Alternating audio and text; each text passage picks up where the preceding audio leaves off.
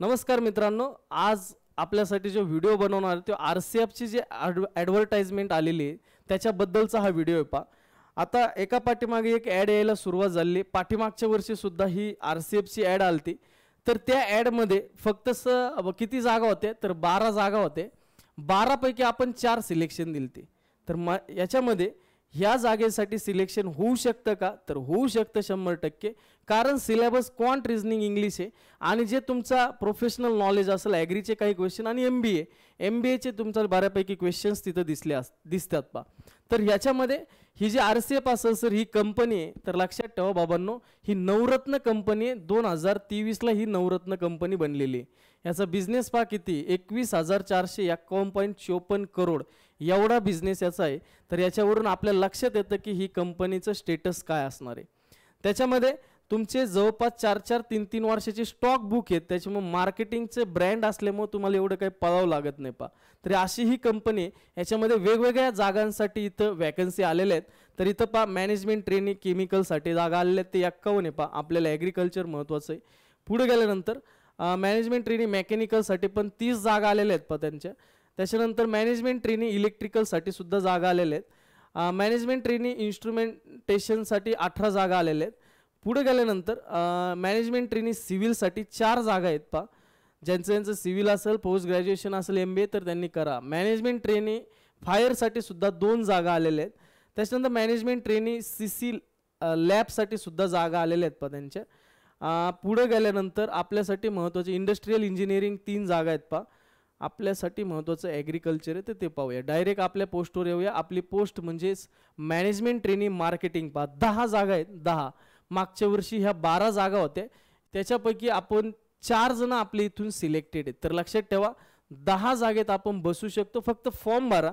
Selection घेतल्यानंतर join करायचं की नाही करायचं ही तुमची गोष्ट आहे. त्याच्यामध्ये 10 पैकी 4 जागा ओपनला, SCला 1, STला 1, OBCला 3 आणि EWS साठी 1 आहे पा. आता याच्यासाठी नेमकी क्वालिफिकेशन काय लागतं हा सगळ्यात मोठा प्रश्न आहे पा. याच्यासाठी क्वालिफिकेशन काय लागतं तर ॲग्रिकल्चर ग्रॅज्युएट असला पाहिजे किंवा ICRची रिकग्नाइज सायन्समध्ये जी काही युनिव्हर्सिटी असेल त्याच्यामधून तुमचं ग्रॅज्युएशन किंवा ॲग्रिकल्चर ग्रॅज्युएट्स तुमचं असलं पाहिजे.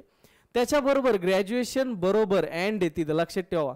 अँड आहे म्हटल्यानंतर ग्रॅज्युएशन बरोबर तुम्हाला काय लागणार आहे इथं तुम्हाला post graduation degree in one of the following म्हणजे MBA एक तर मार्केटिंगमध्ये लागेल किंवा तिथं मेजर सब्जेक्ट हा मार्केटिंग असला पाहिजे किंवा स्पेशल मार्केटिंग असलं पाहिजे. MMS म्हणजे मार्केटिंगमध्ये असलं पाहिजे. MBA ॲग्री बिझनेसमध्ये ॲग्री बिझनेस मॅनेजमेंटमध्ये पण चालेल. MBA ॲग्री बिझनेस अँड मॅनेजमेंटमध्ये सुद्धा चालेल. MBA ॲग्रिकल्चरमध्ये सुद्धा चालेल. तर हे ॲग्रिकल्चर आणि त्याच्यानंतर पोस्ट ग्रॅज्युएशन इथं एवढं लागणार. अजून दुसरं काय लागणार आहे सर अजून ऑर म्हटल्यानंतर याच्या व्यतिरिक्त जर समजा तुमचं अजून त्यांनी काय काय दिलंय पहा तर ॲग्रिकल्चर ग्रॅज्युएशन तुमचं तिथं लागेल. ॲग्रिकल्चर ग्रॅज्युएशन झाल्यानंतर त्याच्यानंतर 2 वर्षाचा तुमचा डिग्री पोस्ट ग्रॅज्युएट डिप्लोमा असला पाहिजे. तो सुद्धा मॅनेजमेंट बिझनेस मॅनेजमेंट असला पाहिजे इक्विव्हॅलंट टू MBAच्या इक्विव्हॅलंट असला पाहिजे किंवा ॲग्री बिझनेस मॅनेजमेंटमध्ये डिप्लोमा असला पाहिजे किंवा ॲग्री बिझनेस मॅनेजमेंट किंवा ॲग्रिकल्चर किंवा मार्केटिंगमध्ये तुमचा डिप्लोमा असला पाहिजे पोस्ट ग्रॅज्युएशन लेवलचा पा. त्याच्यानंतर अजून काय लागू शकतं सर ॲग्रिकल्चर ग्रॅज्युएट अजून तुम्ही post graduation management specialisation agri business management agriculture किंवा मार्केटिंग म्हणजे थोडक्यात असं आहे इथं ॲग्रिकल्चर ग्रॅज्युएशन ॲग्रिकल्चर म्हणजे तुमची डिग्री ॲग्रीची त्याच्यानंतर तुमचं प्लस MBA मार्केटिंग फायनान्स वगैरे चालणार नाही. मार्केटिंगमध्ये किंवा ॲग्री बिझनेस मॅनेजमेंटमध्ये किंवा ॲग्री बिझनेस अँड मॅनेजमेंटमध्ये आणि मार्केटिंगमध्ये तुमचं इथं पोस्ट ग्रॅज्युएशन किंवा डिप्लोमा असला पाहिजे. तो इक्विव्हॅलंट हा MBAच्या बरोबर असला पाहिजे. हे सगळ्या डिग्री झाल्या सर. याच्यामध्ये नेमकी हे क्वालिफिकेशन कुठपर्यंत पाहिजे तर ही डेट लक्षात ठेवा 1/6/2024 म्हणजेच जूनचा पहिला दिवस 1/6/2024 पर्यंत तुमचं ग्रॅज्युएशन प्लस पोस्ट ग्रॅज्युएशन त्याच्या आतमध्ये हे कंप्लीट असलं पाहिजे. ही डेट लक्षात ठेवा 1/6/2024 पा. तर हे सगळं होतं क्वालिफिकेशन. याच्या पुढे गेल्यानंतर याच्यामध्ये मिनिमम पर्सेंटेजची त्यांनी आठ घातलेली पा. ते म्हणजे काय मिनिमम पर्सेंटेज आहे तुमचं 60% असले पाहिजेत ओपन आणि EWS किंवा OBC कॅटेगरी असेल तर डिग्रीमध्ये सुद्धा आणि पोस्ट ग्रॅज्युएशनमध्ये सुद्धा तुम्हाला 60% असले पाहिजेत आणि 55% जरी असेल पण तुमची कॅटेगरी SC ST असली पाहिजे तिथं. मॅक्सिमम एज किती पाहिजे सर, तर एज लक्षात ठेवा. ओपन कॅटेगरी किंवा EWS जर असेल तर 27 वर्षे, ST आणि SC जर असेल तर 32 वर्षे, OBC जर असेल तर 30 वर्षे आणि PWBD त्याच्यापेक्षा जास्त आहे. पण आपल्यासाठी महत्त्वाचं EWS, त्याच्यानंतर ओपन, SC ST 32 आणि त्याच्यानंतर OBC हे 30 इयर इथं त्यांचे काय एज लिमिट तिथं दिलेली पहा. त्याच्या पुढे गेल्यानंतर अजून काय महत्त्वाचं आहे पहा, याच्यासाठी मॅनेजमेंट ॲडमिनिस्ट्रेशनसाठी सुद्धा जागा आहेत पहा. त्यांच्या कॉर्पोरेशन कम्युनिकेशनसाठी सुद्धा जागा आलेल्या आहेत. जागा भरपूर आलेल्या आहेत पहा. फक्त प्रॉब्लेम आहे की आपण जिथं बसतोय तिथं व्यवस्थित वाचून फॉर्म भरून द्या. फॉर्म महत्त्वाचं आहे कारण पैसे जास्त लागतील थोडं. आज दुसरी महत्त्व इथं सेंट्रल OBC लागल, लक्षात ठेवा. सेंट्रल OBC त्याच्याबरोबर नॉन क्रिमिनल लागल का, तर लागल, लक्षात ठेवा. जर तुम्ही नॉन क्रिमिनल नसताल तर तुम्हाला OBCचं रिझर्वेशन लागू होणार नाही. सरळ सरळ त्यांनी दिलेलं आहे. पुढं अजून काय महत्त्वाचं आहे याच्यामध्ये, अजून महत्त्वाचं हे की तुमचं जे काही सर्टिफिकेट असेल पा हे इश्यू केलेलं पाहिजे 1 एप्रिल 2023 किंवा त्याच्यानंतर तुमचं इश्यू केलेलं पाहिजे. मग ते OBC असेल आणि त्याच्यानंतर EWS असेल. EWS मध्ये तुम्हाला इन्कम असेट सर्टिफिकेट लागणार आहे. ते इन्कम असेट सर्टिफिकेट 1 एप्रिल 2023च्या नंतर, 23 किंवा 23च्या नंतरचं असलं पाहिजे. तुमचं नॉन क्रिमिनल आणि सेंट्रल OBC सुद्धा 1 एप्रिल 2023च्या नंतर असलं पाहिजे. पुढं अजून काय महत्त्वाचं आहे, पुढं महत्त्वाचं पा ते म्हणजे सर आता येतं आहे आमचा फॉर्म तर भरायचा आहे पण आम्हाला फी किती सांगा. तुमची कॅटेगरी ओपन किंवा OBC जर असेल, EWS जर असेल, सॉरी तुमची कॅटेगरी जर समजा जनरल, OBC आणि EWS या 3 पैकी जर असेल आणि मेल असेल तर तुम्हाला 1000 रुपये फी, 1000 रुपये फी. आणि जर समजा तुमची कॅटेगरी जनरल, OBC आणि EWS पण आहे पण तुम्ही फिमेल आहेत, तुम्हाला कुठल्याही प्रकारची हे का लागत नाही, काय लागत नाही, तुमचे कुठल्याही प्रकारची फी लागत नाही. SC ST त्याच्यानंतर PWBD, एक्स सर्व्हिसमॅन आणि फिमेल यांच्यासाठी कुठल्याही प्रकारची फी नाही. त्याच्यामुळे फॉर्म 100% भरा. जे लेडीज असतील त्यांनी, SC ST असेल त्यांनी, OBC आणि EWS आणि जनरलसाठी 1000 रुपये तिथं फी पा. नंतर सर हे सगळ्या गोष्टी झाल्या. नेचर ऑफ मॅनेजमेंट कसं, जॉब कसा असेल तर आपल्याला जे युनिट असतील RCFचे ते आपल्या महाराष्ट्रातच आहे. तुम्ही अलिबागपाशी ऐकलं असेल, ट्रॉम्बे मुंबईपाशी, तर तिथं त्यांचे युनिट्स आहेत पा. तिथं तुम्हाला बऱ्यापैकी जॉब असेल. परंतु तिथं जर समजा वॅकन्सीज फुल असेल तर ऑल ओव्हर इंडिया जिथं जिथं रिक्वायरमेंट असेल तिथं तुम्हाला तिथं जावं लागणार. सर याची सॅलरी किती, सॅलरी सगळ्यात महत्त्वाची असते कारण त्याच्यासाठीच आपण सगळेजण जॉब करणार असतो. तर बघा तुमची ट्रेनिंग जी असेल ही ट्रेनिंग 1 वर्षाची असणार आहे, 1 वर्षाची.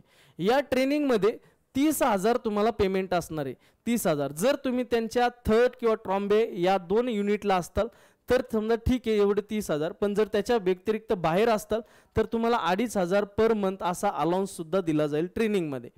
याच्या व्यतिरिक्त सर ट्रेनिंग संपली आमची आणि त्याच्यानंतर पेमेंट किती, 30,000च आहे का, तर पेमेंट पा AFO पेक्षा डबल असेल पा. 81,000 स्टार्टिंग आहे, 81,000 स्टार्टिंग आहे. हे पेमेंट जातं 81,000 पासून 1,40,000 पर्यंत, 1,40,000 पर्यंत, लक्षात ठेवा. तर ही तुमचं पेमेंट असणार आहे पा. त्याच्यानंतर सर याच्यासाठी बॉन्ड आहे का, तर 1 लाखाचा तुमचा बॉन्ड असणार आहे. तो किती दिवसासाठी असेल सर, तर तो 4 वर्षासाठी असणार आहे. 4 वर्षापर्यंत तुम्हाला नोकरी सोडता येणार नाही. 4 वर्ष त्याच्यामध्ये तुम्हाला नोकरी करावं लागेल. जर सोडायची असेल तर 1 लाख रुपये तुम्हाला बॉन्ड भरावं लागणार आहे पा. पुढं अजून काय काय महत्त्वाचं याच्यामध्ये पटापट पाहूया. ऑनलाईन टेस्ट म्हणजे तुमचे जे पेपर होणार आहे ते ऑनलाईन टेस्ट MCQ टाईप असणार आहे, ऑब्जेक्टिव्ह टाईप. त्याच्यानंतर जे काही तुमचं सेंटर असतील पा, सेंटर महत्त्वाचे. टेस्ट कशी असेल तर टेस्ट ही कॉम्प्युटर बेस्ड असणारे MCQ टाईप पा. त्याच्यानंतर तुमचं सेंटर्स जे असतील, सेंटर्स पा कुठं कुठं आहेत आपल्यासाठी महत्त्वाचं, मुंबई, नवी मुंबई, ठाणे आणि त्याच्यानंतर नागपूर, असे 4 सेंटर आपल्याकडे आहेत. पुणे सेंटर नाही, औरंगाबाद सेंटर नाही. त्याच्यामुळं तुम्हाला मुंबईला पेपरला जावं लागेल. आणि जर समजा कोणी जर नांदेड साईडचा असेल तर त्याच्यासाठी हैदराबाद हे जवळ आहे पा, तिथं तुम्ही जाऊ शकतात.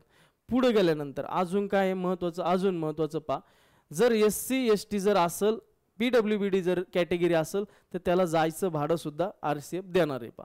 पण आपलं जा, त्याच्यात काय पडू नका. आपल्याला जायचं फुकट आहे म्हणून लगेच निघायचं असं काय करू नका. बघा अजून दुसरं काय काय याचा सिलेबस पहा. आता आपले स्टुडंट आहेत तर मी त्यांना विचारलंय, जवळपास 150 मार्क्सचा तुमचा पेपर असतो पहा, 150 मार्क्सचा. याच्यापैकी 50 क्वेश्चन्स हे तुमचे मार्केटिंग्सवर असतात, कारण तुम्ही MBA मार्केटिंग वगैरे केलेलं असते. आणि त्याच्यानंतर तुमचे 50 क्वेश्चन जे असतील ते 2 मार्काला एक असतो, म्हणजे 100 मार्क झाले. आणि राहिलेल्या 50 मार्कामध्ये तुमचं क्वांट, रिझनिंग आणि इंग्लिश हे 3 विषय तिथं तुम्हाला असतात पहा.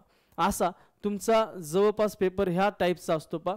50 क्वेश्चन तुमचे general English, quantitative aptitude, reasoning आणि जनरल नॉलेज हे सुद्धा तिथं लागतं. सर निगेटिव्ह मार्किंग आहे का, तर निगेटिव्ह मार्किंग आहे, लक्षात ठेवा. 0.25 निगेटिव्ह मार्किंग आहे, लक्षात ठेवा.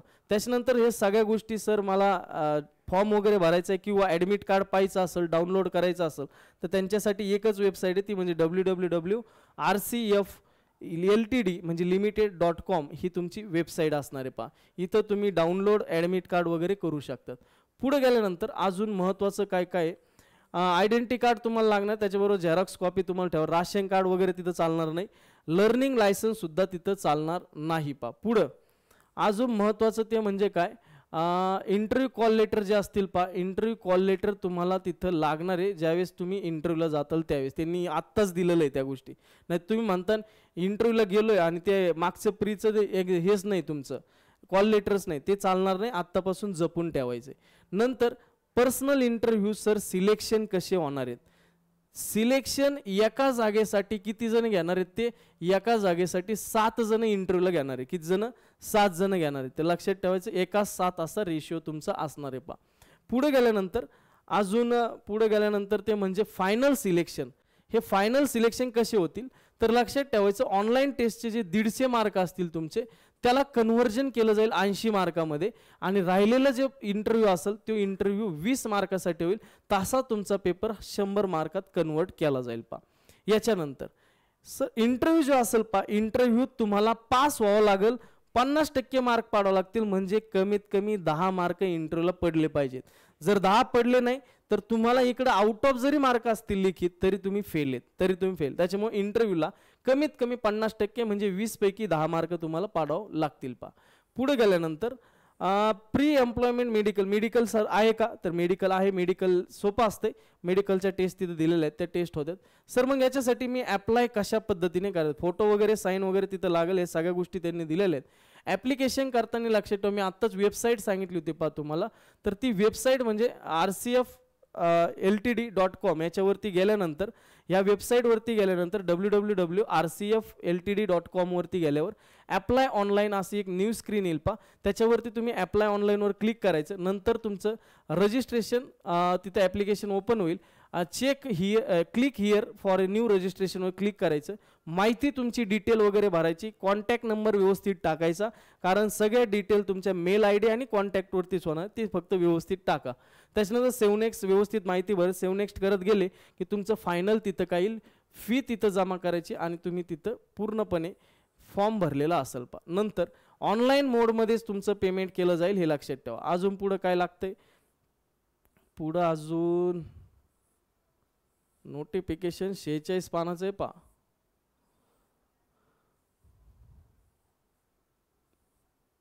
पुढे गेल्यानंतर अजून आपल्यासाठी महत्व, ती मी आत्ताच सांगितले पहा, ते म्हणजे काय, मिनिमम मार्काची लिमिट घालून दिलेली आहे.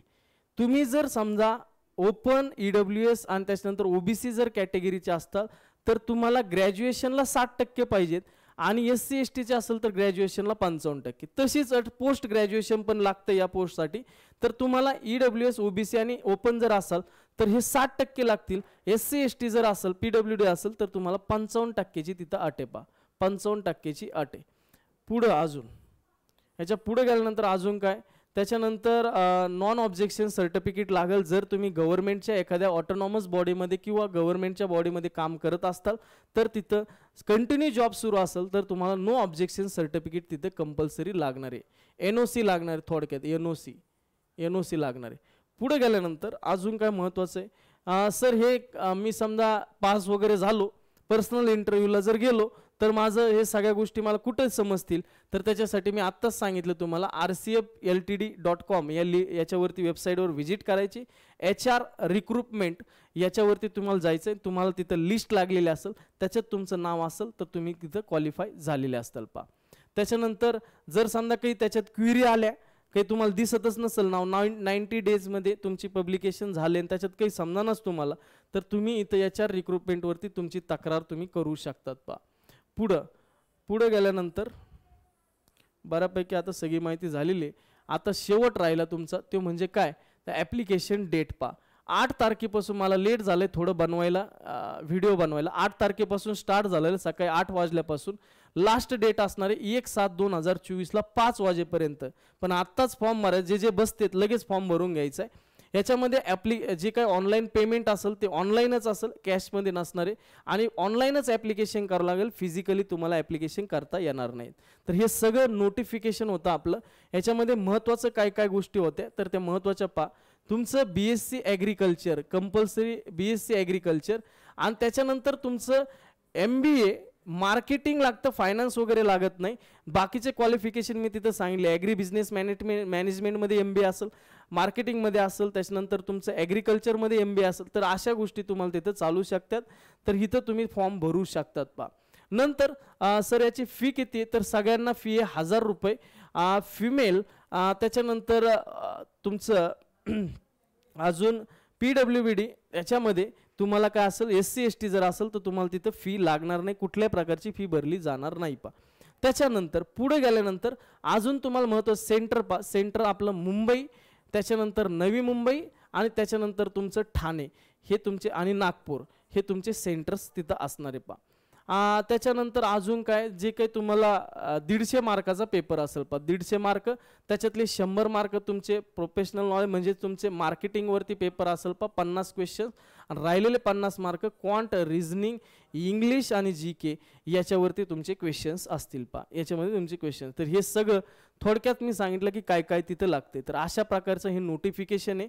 फॉर्म सगळ्यांनी भरायचे, जे जे बसते ते सिलेक्शन होतात. तुम्हाला मी तेच सांगितलंय की आपले काही स्टुडंट 4 जण आहेत, ते सिलेक्टेड झालेले आहेत 12 पैकी, तर तुम्ही 10 पैकी निदान 2-4 तरी तिथं लागलेले असतील पा. फक्त फॉर्म भरा, तुमचा सिलेबस सेम आहे, फक्त तुम्ही मार्केटिंग वगैरे जे असेल MBA त्याच्यामध्ये तुम्हाला व्यवस्थित थोडंफार नॉलेज असलं पाहिजे. कारण इथं कॉम्पिटिशन थोडीफार कमी होते, कारण जागा कमी असल्यामुळे तिथं ॲप्लिकेशन काय होते, कमी येते. मुंबईसारख्या ठिकाणी पेपर आहे, फॉर्मची फी जास्त आहे, त्याच्यामुळे मुलं फॉर्म भरत नाही पा. जे जे बसतील ते त्यांनी फॉर्म भरावा कंपल्सरी. लक्षात आलंय. तर हे होतं आपलं सगळं नोटिफिकेशन. तर बऱ्यापैकी तुम्हाला आता व्यवस्थित सगळ्या गोष्टी समजल्या असतील RCF बद्दलच्या पा. तर भेटूया नेक्स्ट याच्यामध्ये व्हिडिओमध्ये. तोपर्यंत धन्यवाद, थँक्यू.